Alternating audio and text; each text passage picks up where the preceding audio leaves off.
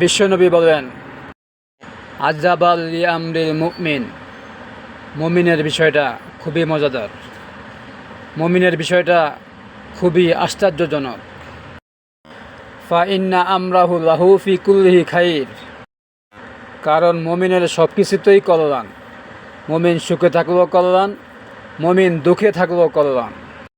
একের মনে প্রশ্ন আসতে পারে, সুখে থাকলে লাভ বুঝলাম, কিন্তু দুঃখে থাকলে কী লাভ?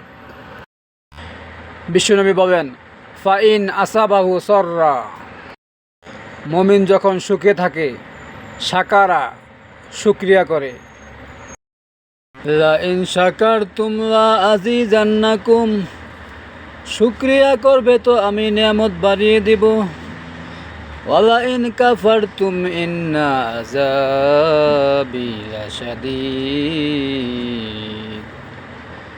বান্দা যদি না শুকরিয়া করো তাহলে আমি তোমার নিয়ামতকে কেড়ে নেব এবং তোমাকে কঠিন আযাব দিয়ে ধ্বংস করে দেব। মুমিন যখন সুখে থাকে শুকরিয়া আদায় করে, শুকরিয়া আদায় করলে আল্লাহ পাক নিয়ামতকে আরও বাড়িয়ে দেন। ওয়াইন আসাবাহু দররাও, মুমিন যখন দুঃখে থাকে সবারা, ধৈর্য ধারণ করে। মুমিন ধৈর্য ধারণ করলেও লাভ, সবর করলেও লাভ।